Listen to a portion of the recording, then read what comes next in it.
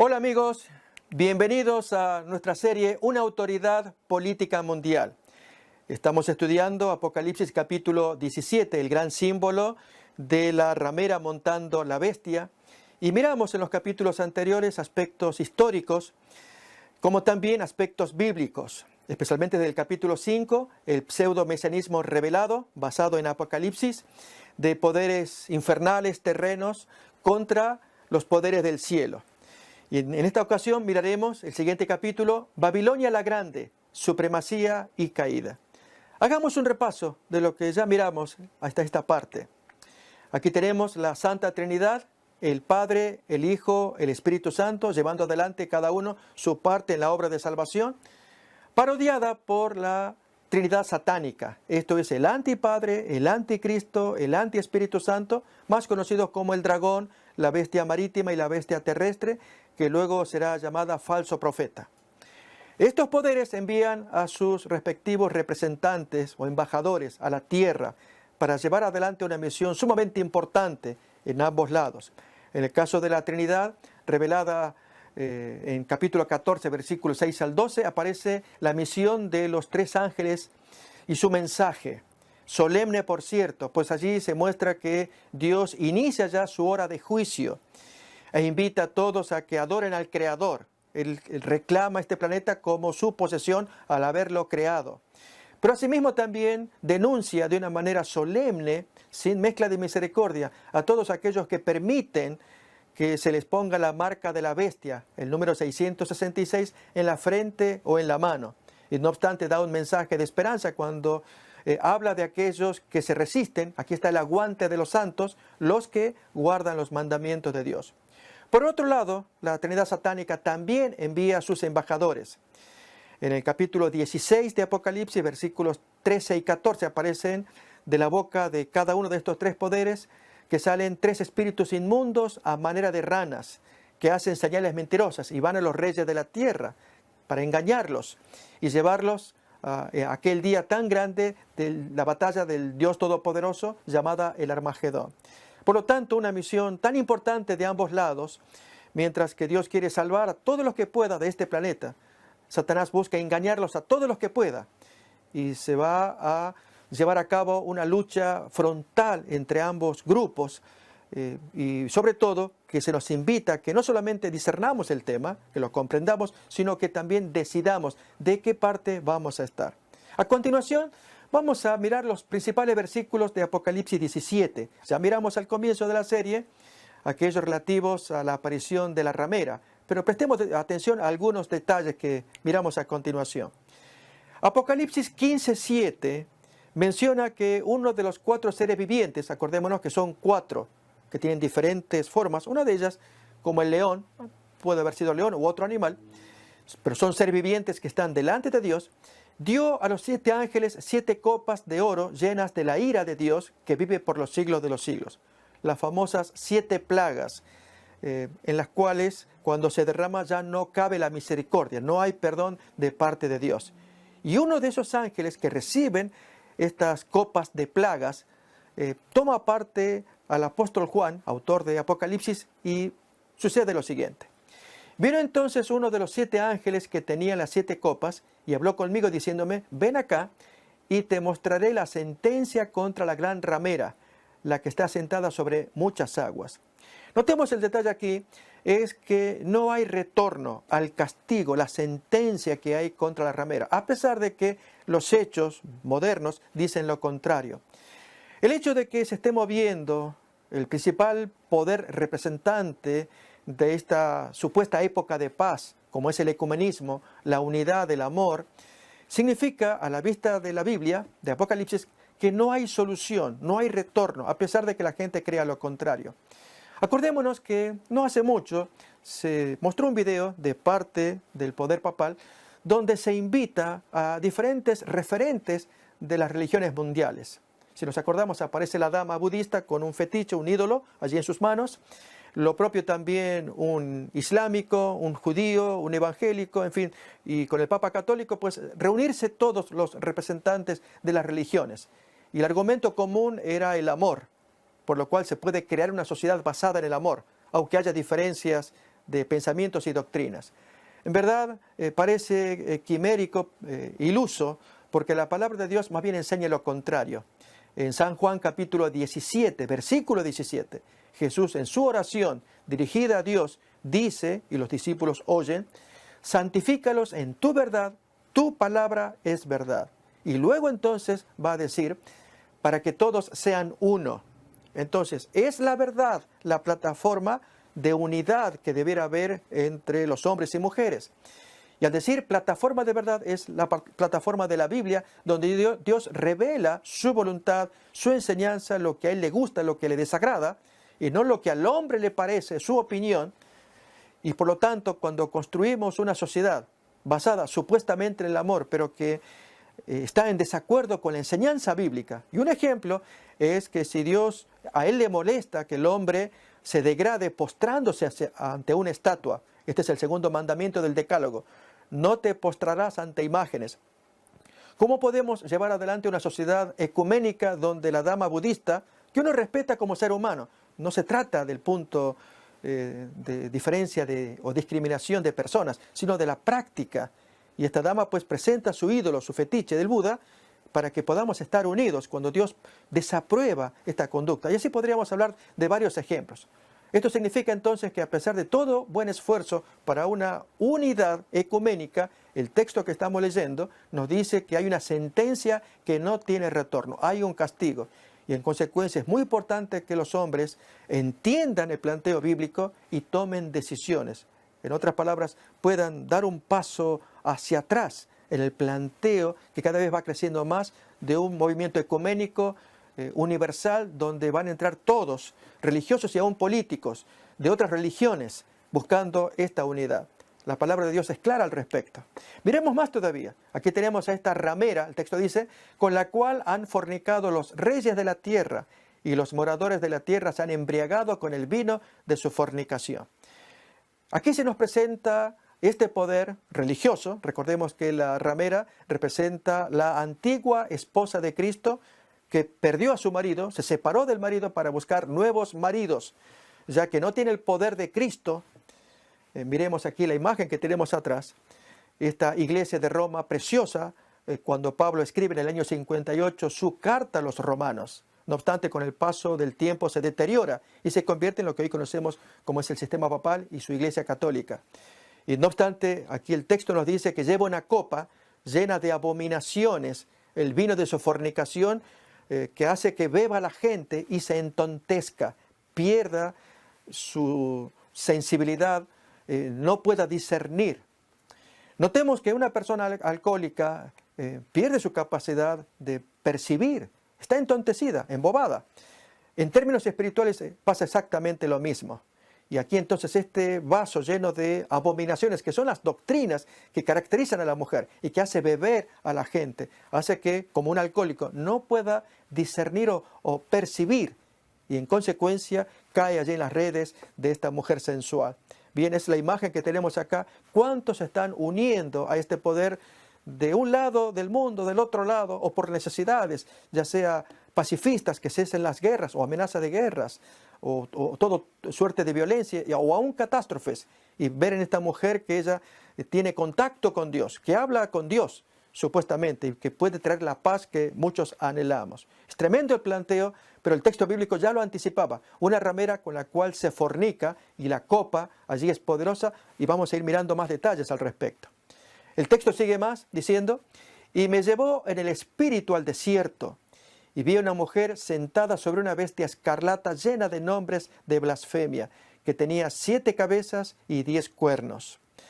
Todo esto, el ángel de la copa, que tiene la copa y que habla con Juan, a Juan se lo va a aclarar.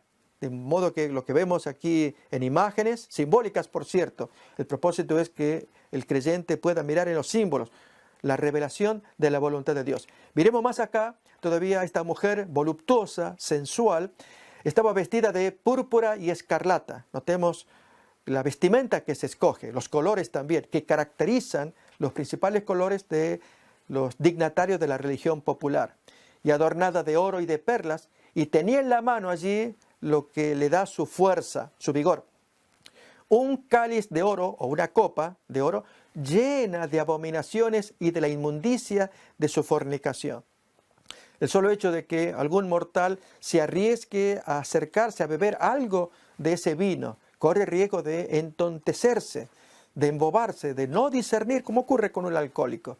Y en consecuencia es misión de todo ser humano estar atento para que esa copa voluptuosa no, y si pasa por delante de nosotros, podamos discernirla y hacerle frente también. Aún más, en su frente llevaba un nombre escrito, un misterio: Babilonia la Grande, la madre de las rameras y de las abominaciones de la tierra.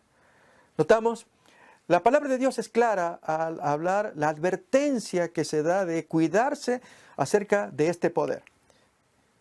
Pero miremos algo asombroso y que impactó a Juan. El texto dice: vi a la mujer ebria, borracha, de la sangre de los santos.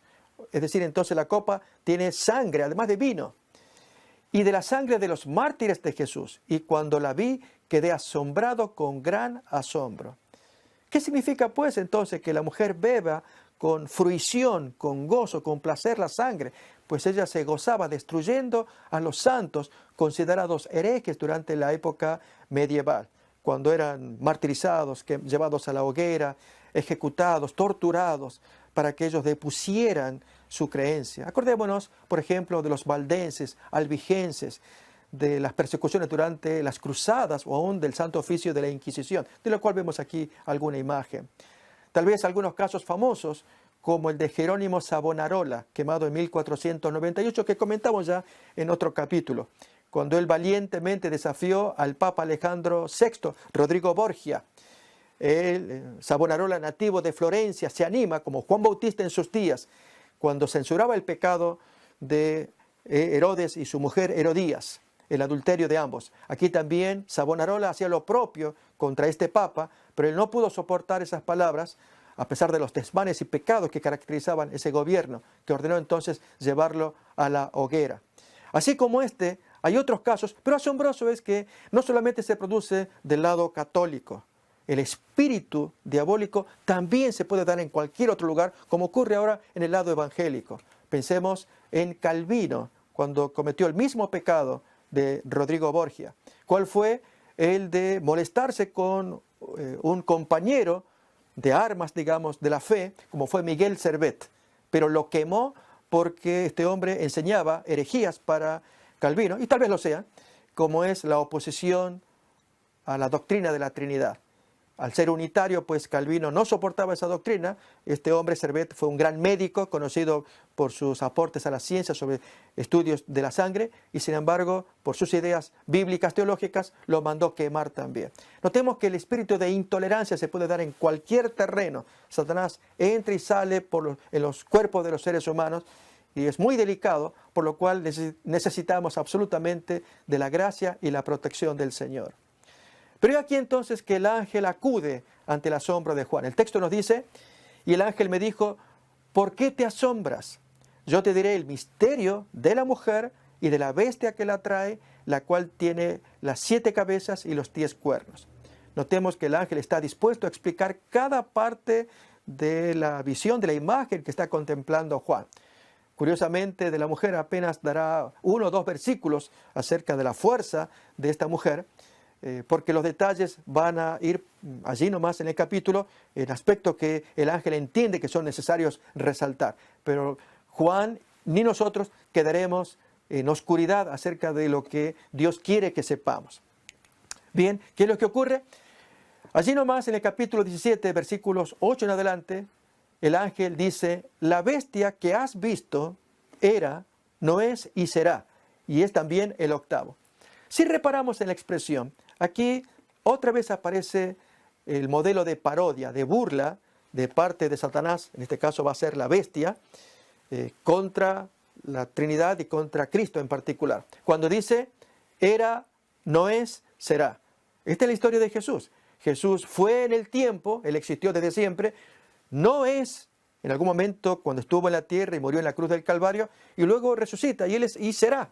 Es así como también se presenta en el capítulo 1 de Apocalipsis. Quizás podemos leer el texto para mirar esta manera de expresarse el Señor acerca de sí mismo, y de lo cual entonces Apocalipsis revela una parodia de parte del enemigo.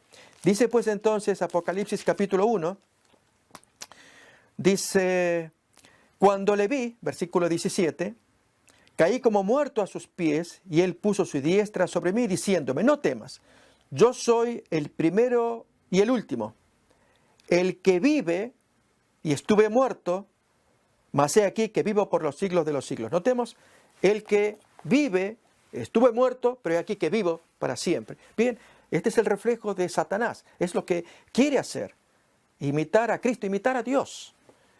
Y Dios lógicamente no se lo va a permitir. En otras palabras, Dios nos revela a ustedes y a mí quién es Satanás, sus pretensiones a través de los textos bíblicos.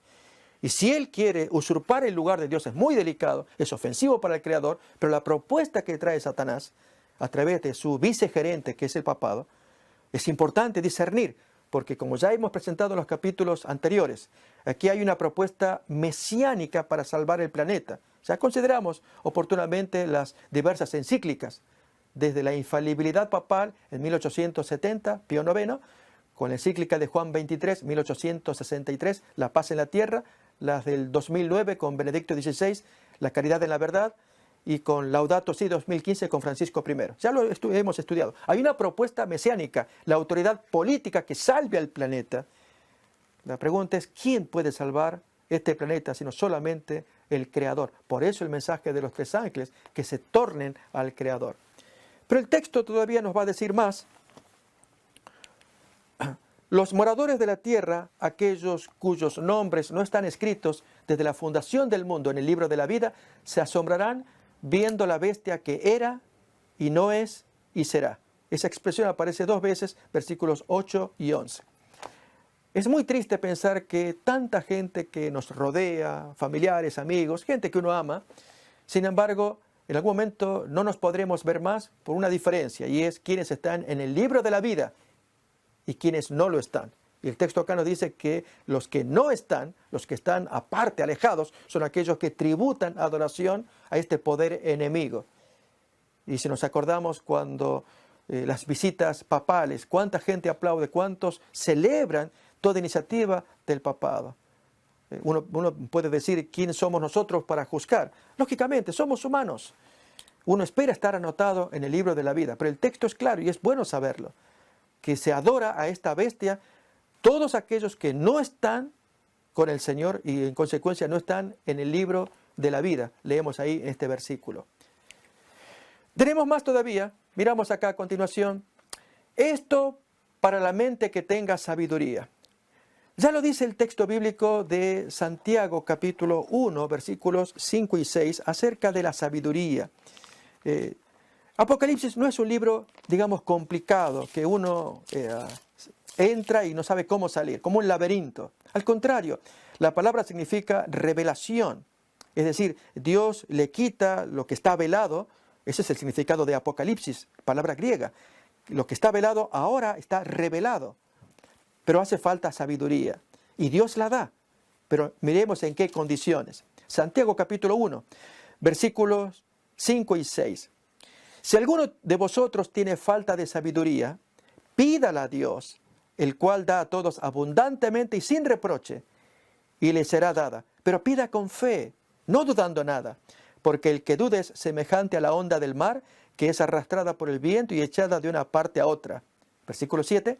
No piense pues quien tal haga que recibirá cosa alguna del Señor.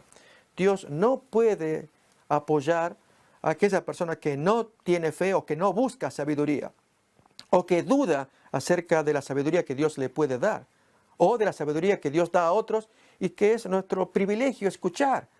Dios quiere que la sabiduría esté en el medio, y es lo que presenta el ángel. Leemos otra vez. Esto para la mente que tenga sabiduría. Las 7 cabezas son 7 montes sobre los cuales se sienta la mujer, y a la vez son 7 reyes. 5 de ellos han caído. Uno es, y el otro, que sería el séptimo, aún no ha venido, y cuando venga es necesario que dure breve tiempo. Hasta acá los 7. Pero aquí que aparece algo extraño. La bestia que era y no es también el octavo, y está entre los 7 y va a la perdición. Parece enigmático. 7, 8, 5 han caído, Uno está en acción y hay un séptimo que está de camino, pero luego la bestia va a ser de octavo. Bien, vamos a mirar a qué se refiere. Acá tenemos entonces pasado, presente, que es lo actual, y futuro. En cuanto a la bestia, dice que era, no es y será. En cuanto a que era, fue el tiempo cuando persiguió. Según Apocalipsis 13, antes de la herida mortal del versículo 3, o herida de espada, dice el versículo 14. Es decir, durante los 42 meses de autoridad que el texto de Apocalipsis 13:5 dice que se le dio a la bestia autoridad sobre todo planeta y aún la capacidad de vencer a los santos y de destruirlos, dice también Apocalipsis 13. Período equivalente a los 1260 días de Apocalipsis 12:6, decimos días, años, y también a la expresión tiempo, tiempos y medio tiempo, o sea, 3 tiempos y medio, que aparece también en capítulo 12:14. Todo esto es el tiempo del era. No es el tiempo de la herida. Apocalipsis 17:8 habla que 5 fueron y ahora no es. Habla tanto de las cabezas como de la bestia en este caso. Tiempo de la herida mortal, cesa la persecución. Acordémonos, esa herida se infligió en 1798 cuando se quitó al Papa Pío VI de Roma y se lo llevó preso a Aviñón en Francia. Pero hay aquí que la palabra habla de un tiempo futuro, que la bestia será. Está para subir del abismo, dice el versículo 8. Es también el octavo, y está entre los 7, y va a la perdición. Cuando se restaura el poder perseguidor, la herida mortal es sanada y vuelve a las andadas, diríamos nosotros. Aquí, amigos, hacemos un comentario. Se está hablando en profecía de asuntos futuros y dando por hecho ciertas cosas que hoy no las vemos. Un ejemplo es el caso de la persecución. Y alguno podría decir, ¿cómo usted puede afirmar que pasará tal o cual cosa? Respondo, la relación que hay entre la historia y la profecía. La profecía, si pudiéramos usar palabras fáciles y rápidas, diríamos que es la historia enrollada. Eso es la profecía. Usted toma una profecía, un rollo. Recordemos, antiguamente los libros bíblicos se hacían en rollos. Y la profecía, pues, era un rollo. Pero decimos, es la historia enrollada. Pero he aquí que ahora cuando hablo de historia, ¿qué es historia? Es la profecía desenrollada. Al hablar del futuro de la bestia, que dice aquí que está para subir del abismo, que es el octavo, que va a la perdición y que se restaura su poder perseguidor, es un libro en rollo, profético, futuro, y por lo tanto no lo vemos desarrollado, lógico, está en el futuro. Pero debido a que tenemos el pasado donde la historia está desenrollada, la profecía fue abierta, Apocalipsis capítulo 13, los 42 meses, el tiempo de persecución. Allí se nos revela qué es lo que hizo el mismo poder, que hoy amenaza volver en un será, en un futuro. El planteo es, ¿lo hará? ¿Volverá? Y entonces decimos, Dios nos reveló con un era y aún un es, o no es, como dice acá el texto. Un tiempo en el que podemos contemplar, ya en el pasado, abriendo la profecía y convirtiéndola entonces en la historia, al abrir el rollo profético, y ver que hubo tales cumplimientos que la profecía anunciaba y que la historia comprobó. Hablamos de las persecuciones durante el tiempo medieval, el oficio de la Inquisición, las cruzadas, enumeramos algunos casos. Pero aquí que tenemos el rollo futuro. ¿Se cumplirá? Pues esto es lo que Dios pide, que el hombre crea en su palabra, en el rollo profético, que crea en Apocalipsis y se deje guiar por la palabra de Dios para mirar entonces lo que este enemigo de las almas planea hacer contra nuestra propia salvación. Por eso el tema es importante. Más todavía, el ángel va a explicar acerca de las cabezas. Recordemos que eran 7 cabezas. Cuando dice 5 de ellos, hablando de los reyes, que estas cabezas eran reyes también. Acordémonos, esa fue una expresión que se usó. 5 de ellos han caído, versículo 10, que es equivalente al era de la bestia. ¿Quiénes son estos 5 reyes o reinos? Pues esta interpretación que ponemos acá, que en un momento más vamos a ver en imágenes, nos retrotrae al tiempo desde Babilonia, el imperio babilónico, un primer reino, luego el medo-persa, el siguiente, luego el de Grecia, luego el imperio romano imperial, pagano, después la Roma eclesiástica, papal, que durante 1260 años llevó adelante la persecución. Todo esto es el tiempo de 5 de ellos, 5 han caído. Efectivamente, hasta 1798, que es el tiempo en que la profecía intenta situarnos, para luego ver la perspectiva del futuro, de lo que se va a venir. Luego entonces tenemos en las cabezas uno es, que es el tiempo del no es de la bestia. En otras palabras, la sexta cabeza o el sexto rey es al cual le llaman uno es. Luego viene un séptimo. En cuanto al uno es, notemos, como bien dice allí, la perspectiva del tiempo hacia el futuro, hacia el fin. Es como ponernos de este lado, ya miramos hacia atrás, ahora miramos hacia adelante, hacia el futuro. Dice más, representa la Roma eclesiástica después de los 1260 años de la persecución que se había profetizado, esto es después de la herida de 1798. Acordémonos, ya se dijo que esa herida comienza su proceso de curación 3 años más tarde, con el concordato celebrado entre los representantes de la Santa Sede y el gobierno francés llevado adelante por el primer cónsul Napoleón. Y en cuanto a las cabezas, viene una séptima cuando dice, el otro, que es el séptimo, aún no ha venido, y cuando venga es necesario que dure breve tiempo. Comenta más, es la Roma eclesiástica con su poder de persecución ya restaurado.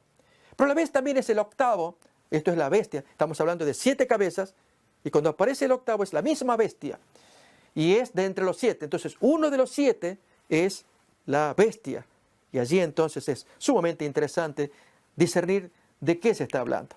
Miremos entonces aquí la misma expresión, pero ahora vamos a mirarlo en imágenes. Aquí tenemos pues entonces Daniel capítulo 2 y capítulo 7, que va a ser la base del desarrollo histórico de los imperios, tanto de Daniel como también de Apocalipsis. Dice allí entonces, en Daniel 2, tenemos la estatua con sus diferentes partes y que representan reinos. Nos acordamos, Daniel capítulo 2, cuando el joven Daniel pues le dice al rey, tú eres esa cabeza de oro, y después de ti vendrá otro reino, y efectivamente, allí tenemos entonces en las bestias del capítulo 7, los animales que van a representar simultáneamente los períodos de las partes de la estatua. Al decir pues entonces el león alado, representa la cabeza de oro de la estatua. Y estamos hablando del reinado de Nabucodonosor, de Babilonia. Luego el oso, que tiene una parte más elevada que otra, un reino combinado de Media y Persia siempre fue superior a Media, pero estuvieron juntos aliados, 3 costillas en la boca, y que el texto en Daniel 7 dice, devora mucha carne. Luego entonces, el tercer poder, un leopardo con 4 cabezas y 4 alas. Y allí en Daniel se estudia que se trata del imperio de Alejandro Magno, y que le sucedieron 4 generales a la muerte del principal gobernante. Y luego después de ello viene un cuarto imperio, y es un imperio terrible y representa al imperio romano secular, imperial. Tiene sus dientes de hierro, sus patas terribles para pisotear, y 10 cuernos que lo caracterizan. Ya en el capítulo 7 se nos va a hablar incluso de un cuerno pequeño, pero el capítulo 7 y 8 tratan de un tema, hay un cuerno adicional. Bien, lo que miramos acá es que en estos poderes va a surgir, 3 de ellos caen, nos menciona en el capítulo 7, para mostrarnos que aquí hay un poder extraño, que va a ser el quinto. Esto es la Roma eclesiástica, como miramos allí en el grabado. Bien, esta Roma eclesiástica la miramos en Apocalipsis 13. Y curiosamente, este animal lleva en su cuerpo todos los signos del libro de Daniel. Esto es la boca de león, acordémonos de Babilonia, tiene las patas de oso, acordémonos de Medo-Persia, tiene el cuerpo de leopardo, acordémonos del gobierno de Alejandro Magno, tiene aún sus 7 cabezas, nos hace acordar al dragón del capítulo 12 de Apocalipsis, que representa a Satanás. Están unidos ambos poderes, y a la vez 10 cuernos, como los 10 cuernos tanto de Apocalipsis 12 del dragón, Satanás, como de la bestia indescriptible de Daniel 7, que representa al imperio romano. Lo cierto es que estamos mirando aquí entonces el quinto poder, la Roma eclesiástica, como miramos allí en la imagen. Pero luego entonces viene un sexto poder. ¿Y cuál es? Siguiendo entonces el hilo de pensamiento de Apocalipsis 13, si había una bestia marítima, tenemos a continuación una bestia terrestre. Esto es, uno es. Y efectivamente, el ascenso del gobierno americano con el paso del tiempo, al decir que surge de la tierra. Acordémonos de los padres peregrinos cuando vienen a poblar aquí o a vivir en este país y comienza a surgir las colonias, toda la historia de Estados Unidos. Pero aquí que lo que tiene cuernos de cordero y parece animal manso, luego se transforma porque habla como dragón.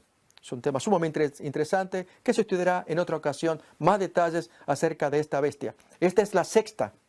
Pero aquí que entonces se nos habla de una más. El otro aún no ha venido y cuando venga es necesario que dure breve tiempo. Se trata del séptimo poder. Preguntamos, ¿quién podrá ser ese séptimo poder? ¿Dónde lo podemos rastrear? Pues en el mismo capítulo de Apocalipsis. Si Apocalipsis capítulo 13 nos habla de la bestia marítima que representa el sistema papal. Luego la bestia terrestre, que posteriormente se le llamará falso profeta y que representa el gobierno de Estados Unidos. El texto nos va a decir en Apocalipsis 13 que se le ha permitido hacer engaños al punto de hacer bajar fuego del cielo para que los hombres sean engañados y se les ponga una marca, el 666. Pero aquí que surge un nuevo poder y que va a estar ya simbolizado con el séptimo, la séptima cabeza o séptimo rey. Pero ¿quién es? El texto de Apocalipsis 13 lo menciona. Nos acordamos que esta bestia que anda caminando, a ella se le construye, o frente a ella, o inspirada en ella, una estatua, una copia, una imagen de la bestia. ¿Nos acordamos? Bien, de eso trata entonces el séptimo poder, y aquí lo tenemos, cuando el falso profeta o bestia terrestre hace bajar fuego del cielo para que todos adoren a la imagen de la bestia. Y esa imagen es un calco de la principal bestia marítima. Por eso aparecen las dos allí. Que si antes estaba inerte como simple estatua, acordémonos de Daniel capítulo 3, donde se nos habla de una estatua ante la cual había que postrarse. Y los 3 jóvenes hebreos de Daniel 3 se resistieron. Bien, algo similar ocurre con una estatua a la cual hay que postrarse, so pena de ser castigados con pena de muerte, si no se adora esta imagen o séptimo poder. Pero cuando se nos habla de un octavo poder, ¿quién podrá ser? Bien, miremos acá el triste caso de la misma bestia, y especialmente cuando ataca a quien fuera su jinete, la ramera. Tal como leemos el texto de Apocalipsis 17, 16, que nos dice: y los 10 cuernos que viste en la bestia, estos aborrecerán a la ramera y la dejarán desolada y desnuda, y devorarán sus carnes y la quemarán con fuego. Haremos un comentario sobre este tema casi al final de esta presentación, un tema sumamente importante. ¿A dónde va a terminar todo este proceso de apostasía universal, planetaria, que se está haciendo contra la voluntad de Dios? Así pues, miramos entonces los primeros 7 poderes y el octavo, que es la misma bestia y que está dentro de los 7.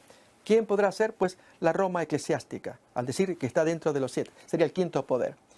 Pero aquí que presentamos otra interpretación novedosa de hace un tiempo, donde se presentan que los 7 reyes serían los 7 últimos papas y aún un octavo. Hacemos la aclaración que esta interpretación trae sus verdaderas falencias. Este servidor no se suscribe, lo traigo a modo de comentario para que conozcamos, pero también sus falencias. Esto significa que quienes trajeron este planteo lo hacen pero con un riesgo grande de una interpretación que consideramos errónea. Leamos el texto primeramente, lo tenemos al pie, donde dice Apocalipsis capítulo 17, versículos 10 y 11, lo siguiente: 5 han caído, uno es, el otro aún no ha venido y cuando venga es necesario que dure breve tiempo. La bestia es el octavo y es de entre los 7, pero va a la perdición. Eso, así dice el texto de Apocalipsis 17, 10, 11 y la forma como aquí está ilustrado. Esto significa que desde supuestamente la curación de la herida, con el concordato de Letrán celebrado en febrero del año 1929 con Pío XI, allí supuestamente correrían entonces con la curación de la bestia la enumeración de los 7 reyes o 7 papas. A esto se le llama la teoría de los 7 reyes y papas a la vez.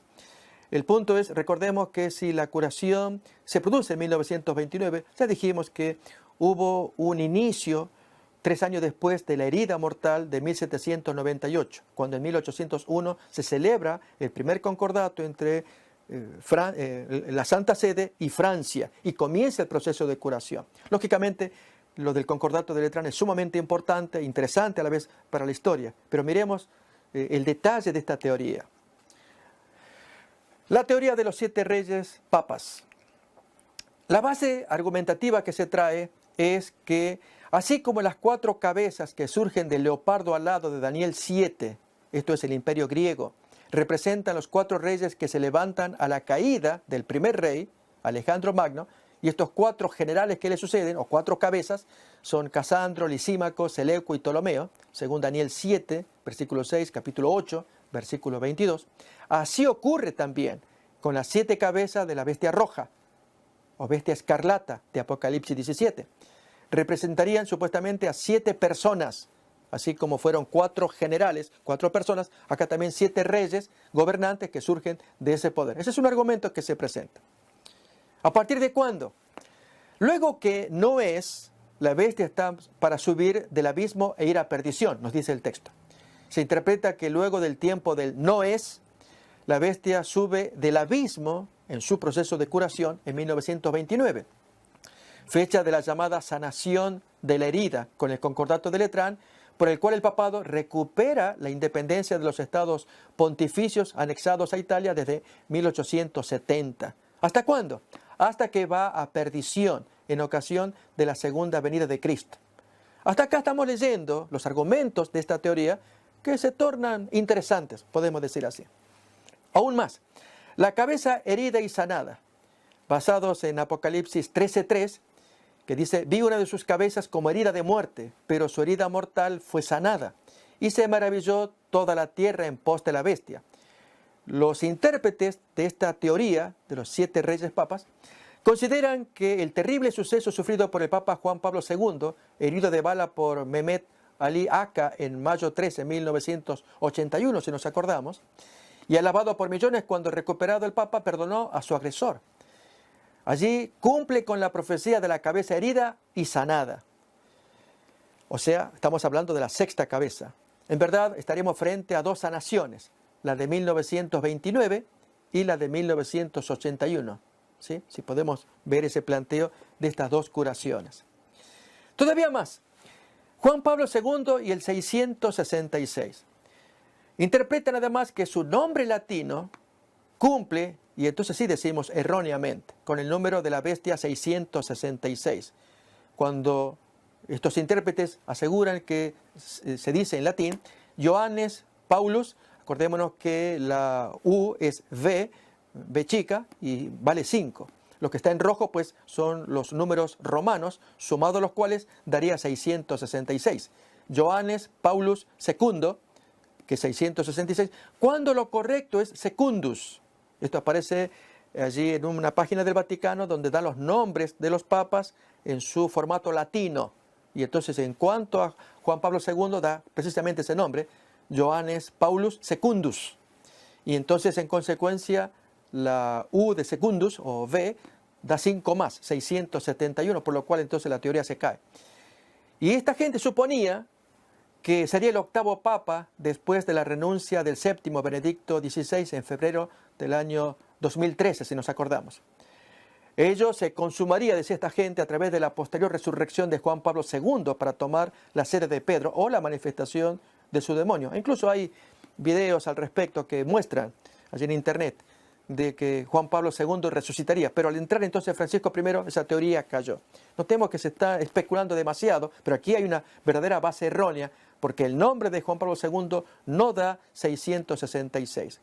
A esto se agrega un detalle interesante, y es el listado de San Malaquías, aquel sacerdote irlandés muerto por 1148, cuya obrita, la lista de papas, se publica en 1595, e interesan los últimos, y ellos tienen que ver con nuestra época. Antes de mirar esta nota, comento que este hombre escribió en latín, y los intérpretes de este escrito, recordemos que fue un simple sacerdote, que él escribió en forma enigmática, pero los estudiosos eruditos suponen que allí hay un mensaje cifrado, y especialmente para nuestros días, que se aplicaría cada frase, cada lema que él escribió para los papas, hasta llegar, curiosamente, al último, que sería el actual Francisco I. Miremos. El lema 105, Malaquías de Armagh, él publicó, dijo así: Fides intrépida. ¿Qué significa la fe intrépida? Y se aplica a Pío XI. Estamos hablando del Concordato de Letrán en adelante. Así también, Pastor Angelicus, Pastor et Nauta, Flos Florum, de Medietate Lunae, de Labore Solis, de Gloria Olivae, etc. Son las frases que él pone, los significados que miramos allí en español, y cómo se aplican a los respectivos papas sucesivos desde el Concordato de Letrán. Pero lo que interesa es el actual, Francisco I. En el lema 112 aparece la expresión en latín: in persecutione extrema, sacre romana ecclesia, se debit Petrus romano, etc. en latín, y la traducción en español, que es lo que nos interesa. En la persecución final de la Santa Iglesia Romana, dice entonces San Malaquías, se sentará en el trono Pedro el Romano, quien alimentará a sus ovejas en medio de muchas tribulaciones, tras las cuales la ciudad de las 7 colinas, o sea Roma, será destruida y el juez terrible, el Dios del cielo, juzgará al pueblo suyo. Fin. Notemos, este hombre muere en 1148 y escribió estas frases enigmáticas. Y extrañamente se van cumpliendo, por lo menos van encajando cada frase con su respectivo supuesto papa. Pero el último llama la atención, que después de ello no habría más. Se terminaría entonces el papado. Lógicamente, es un escrito humano, pero aquellos que interpretan la teoría de los 7 papas reyes también se valen de esto para decir: estamos en las últimas.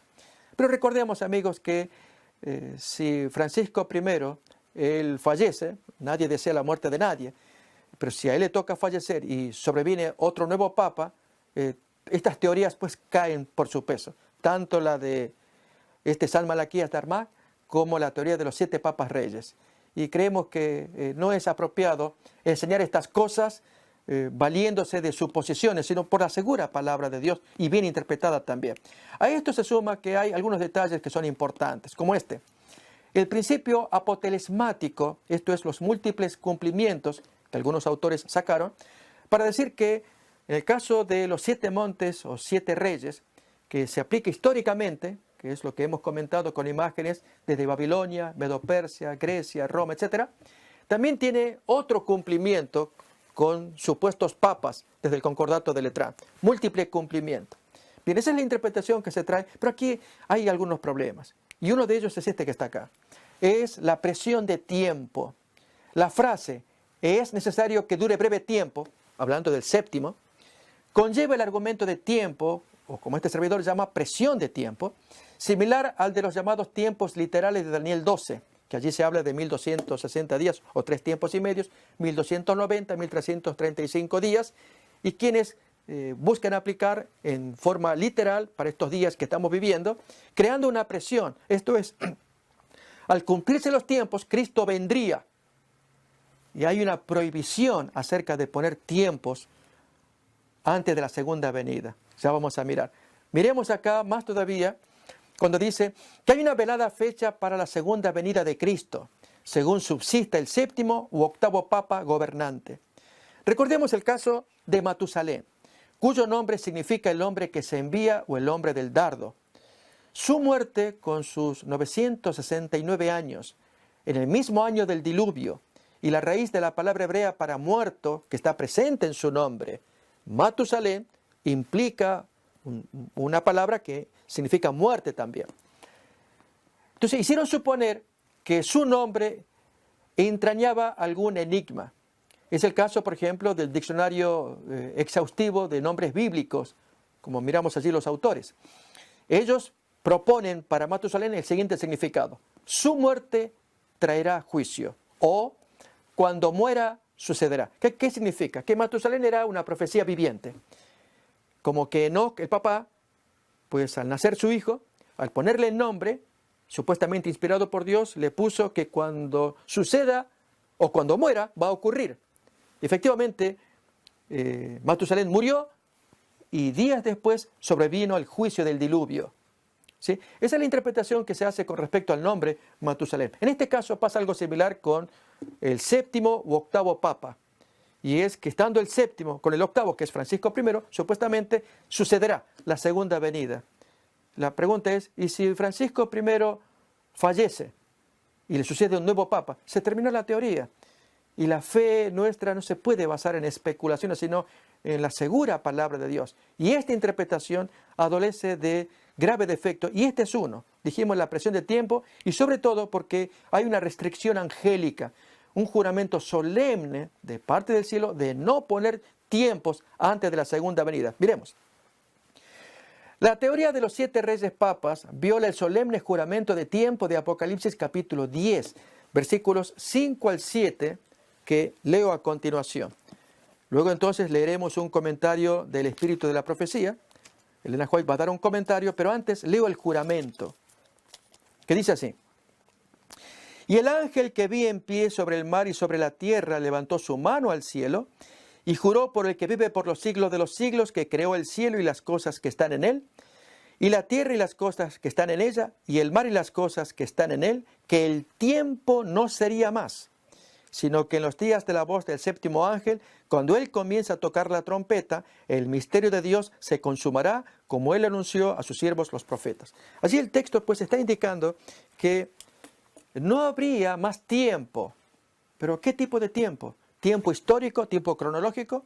No, es tiempo profético, cálculos proféticos, porque el texto está diciendo que no habría más tiempo, sino que en los días de la voz del siguiente ángel que tiene que tocar, significa que el tiempo corre, lo que llamaríamos el tiempo histórico, el tiempo normal, común, de nuestros días diarios.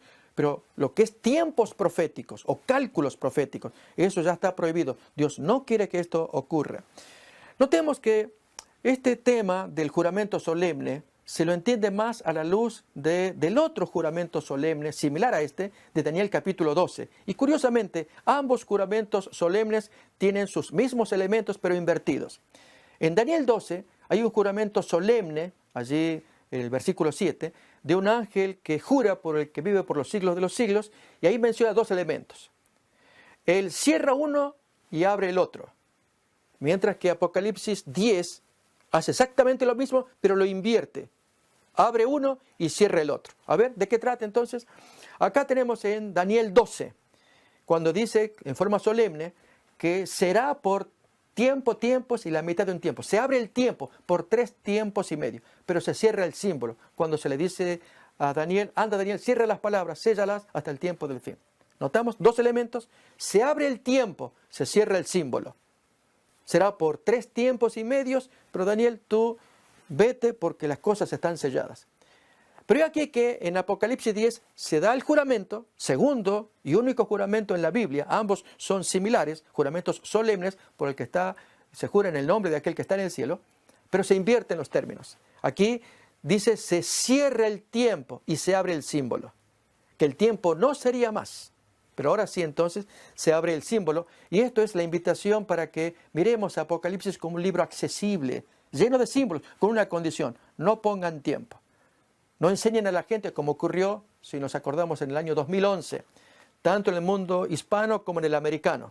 Predicadores que anunciaban que Cristo vendría para octubre del año 2011, si nos acordamos, el americano para mayo del año 2011 también, y que mucha gente tomó alarma, se publicaron afiches, carteles, aquí en este país, Estados Unidos.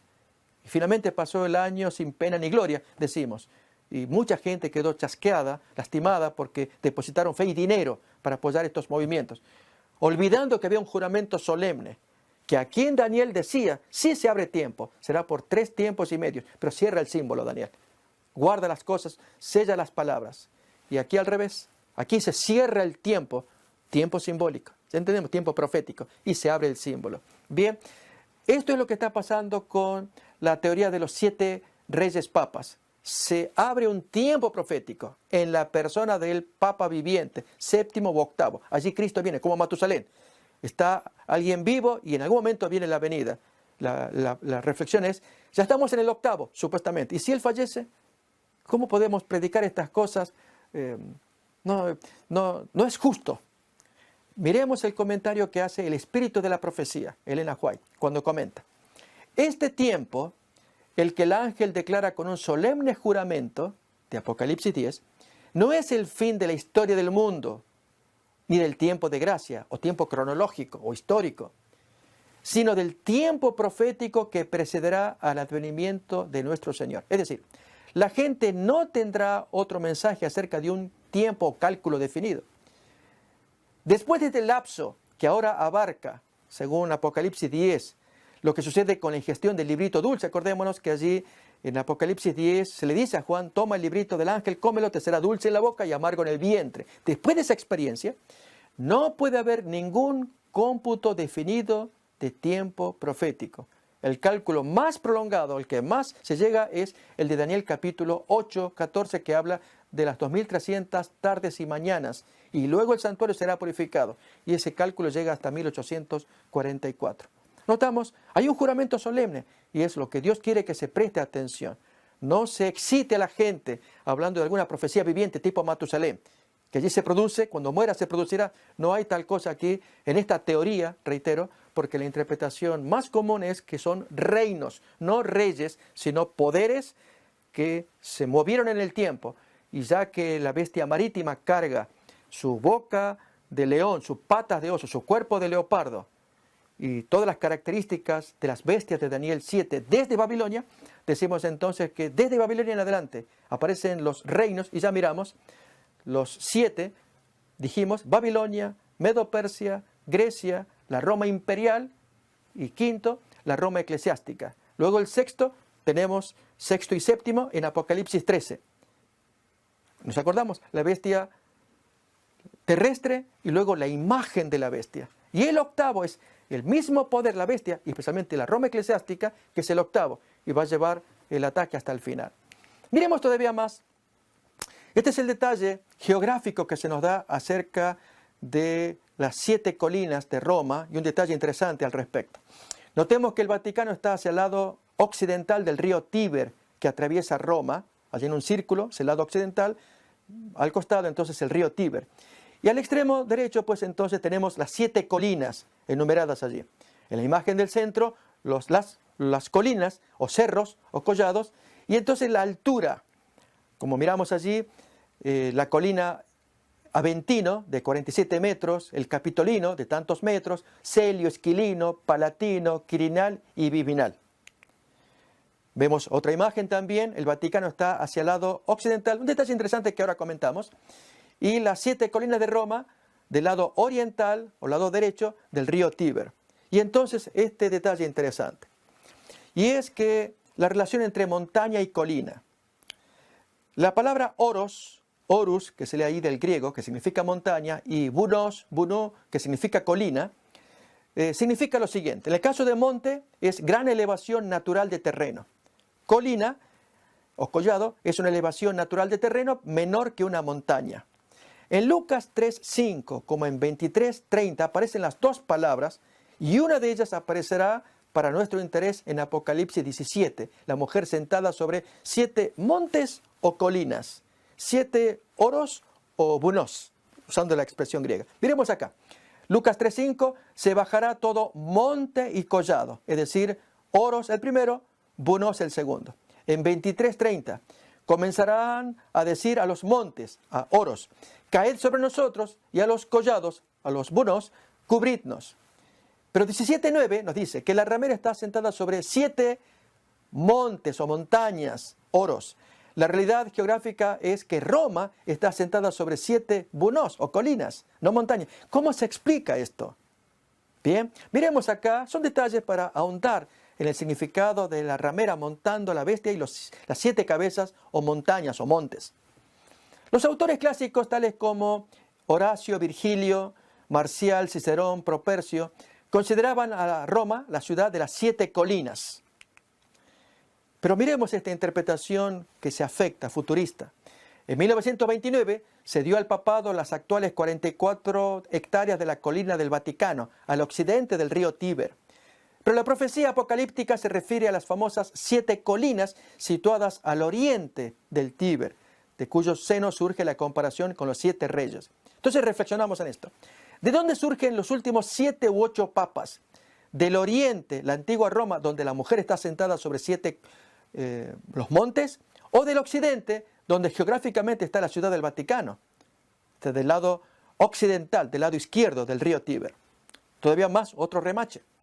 Considerando que la moderna Roma comprende ambas márgenes del río Tíber, la de la izquierda y la de la derecha, los preteristas católicos, aquellos que creen que la profecía se aplica solamente en el pasado, defienden que la ramera está asentada sobre la antigua Roma, la imperial, la de 7 colinas, edificada al oriente del Tíber, y que las 7 oros, ore, allí en plural griego, que significa montañas de Apocalipsis 17, no se relacionan con el Vaticano, que está al occidente del Tíber, que está alejado de las famosas 7 colinas.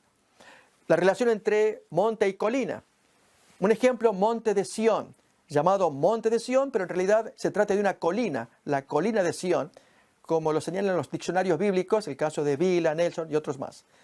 En otras palabras, el uso de uno y otro es intercambiable. Da igual usar monte o colina para expresar allí un lugar, sobre todo cuando ha sido famoso como el Monte de Sión. Pero miremos esto. El significado de monte y la relación entre monte y rey. Monte, usado figuradamente, entraña un significado mayor que el mero geográfico. Tiene que ver con poder, gobierno. Tal el caso de Isaías 2, pero vamos a mirar Jeremías capítulo 51 como ilustración. Allí se habla de un monte, no colina, y que se aplicará a Nabucodonosor.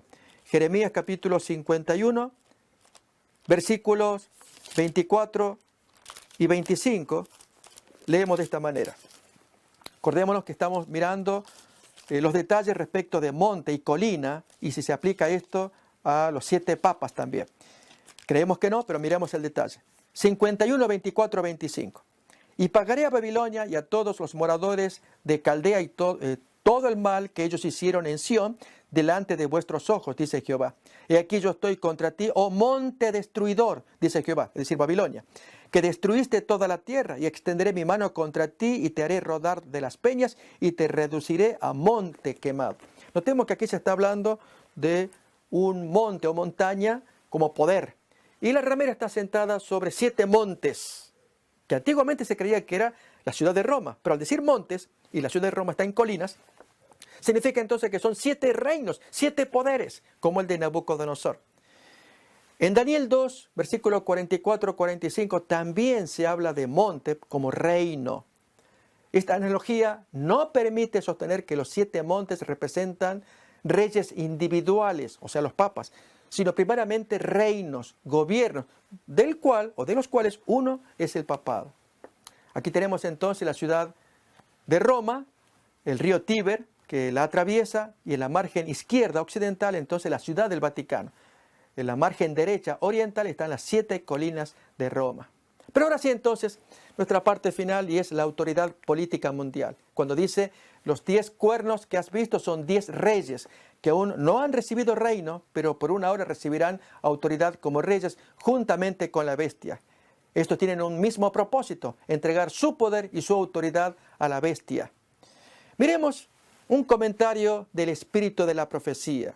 Apocalipsis 19:10, recordemos que era la base para que conozcamos acerca del espíritu de la profecía.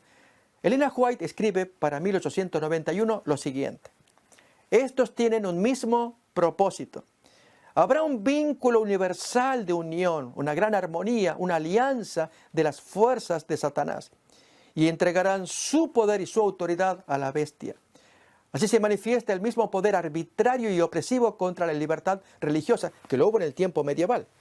La libertad de adorar a Dios conforme a los dictados de la conciencia, como lo hizo antes el papado, cuando persiguió a los que se atrevían a no conformarse con los ritos y las ceremonias religiosas del romanismo.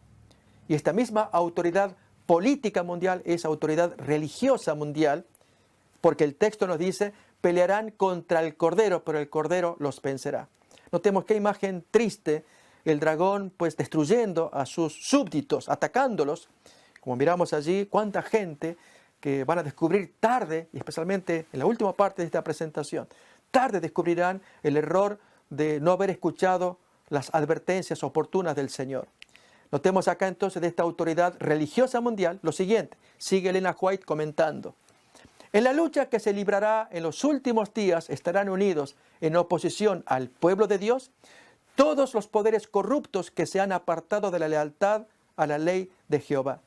En esta lucha, el día de reposo del cuarto mandamiento, el sábado, será el gran punto en disputa, pues en el mandamiento del día sábado se identifica al gran legislador como el creador de los cielos y de la tierra. Por algo aparecía el primero de los 3 mensajes angélicos: adorad al creador que hizo el cielo y la tierra. Y el único de los 10 mandamientos que habla de un creador y de una creación es el cuarto mandamiento. Aún más, comenta esta autora para 1899, así se representa el poder papal que con todo engaño de iniquidad, por medio de una atracción superficial y un despliegue fastuoso, engaña a las naciones prometiéndoles, como Satanás a nuestros primeros padres, todo bien a los que reciben su marca y todo daño a los que se oponen a sus falacias.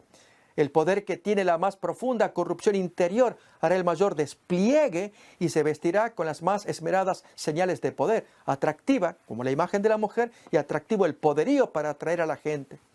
La Biblia dice claramente que esto cubre una maldad corrompida y engañadora. Cuando el texto dice, y en su frente un nombre escrito, un misterio, Babilonia la Grande, la madre de las rameras y de las abominaciones de la tierra. Así entonces, este versículo que nos dice, ya la parte final de Apocalipsis 17, y la mujer que has visto es la gran ciudad que reina sobre los reyes de la tierra. Y no obstante, también Apocalipsis comenta este detalle que leemos acá, de que será pisoteada, como leemos. Dejamos ahí pendiente esta lectura para llegarnos a esta que consideramos importante. Notemos esta. Y los 10 cuernos que viste en la bestia, estos aborrecerán a la ramera y la dejarán desolada y desnuda, y devorarán sus carnes y la quemarán con fuego. Esto de quemarla con fuego ya se nos anticipa que Dios lo va a hacer en su juicio de Apocalipsis 18, leemos ahí también, versículos 7 y 8, y a la vez la cita de 2 de Reyes, capítulo 9, 35 y 36, nos remite a cómo Jezabel fue devorada por los perros. Allí dice que solamente la calavera se le encontró porque los perros se la comieron toda cuando ella fue atropellada y cayó. Así esta mujer será puesta, que había liderado, pero sus poderes que le acompañaban, esto es la bestia y los cuernos y las cabezas, van en contra de ella. ¿Cómo ocurrirá esto? Bien, otra vez el espíritu de la profecía nos trae luz. Y amigos, leemos esta última cita para que estemos muy atentos. Esto va a pasar. Y Dios quiere con tiempo que estemos sabedores y especialmente tomemos acciones al respecto. Miremos. Elena White escribió en El conflicto de los siglos, páginas 711, 713 al 14, lo siguiente. Tales son los juicios que caen sobre Babilonia en el día de la ira de Dios. Los hombres ven que fueron engañados.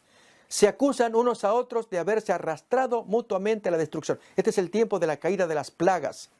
Pero todos concuerdan para abrumar a los ministros con la más amarga condenación. Los pastores infieles profetizaron cosas lisonjeras. Y estos pastores infieles van a estar representando todo lo que es religión en la ramera que ahora va a ser devorada. Y aquí se nos explica cómo podría pasar. Indujeron a sus oyentes a menospreciar la ley de Dios y a perseguir a los que querían santificarla. Ahora en su desesperación, estos maestros confiesan ante el mundo su obra de engaño. Las multitudes se llenan de furor. Estamos perdidos, exclaman, y vosotros sois causa de nuestra perdición. Y se vuelven contra los falsos pastores. Precisamente aquellos que más los admiraban en otros tiempos pronunciarán contra esos pastores las más terribles maldiciones.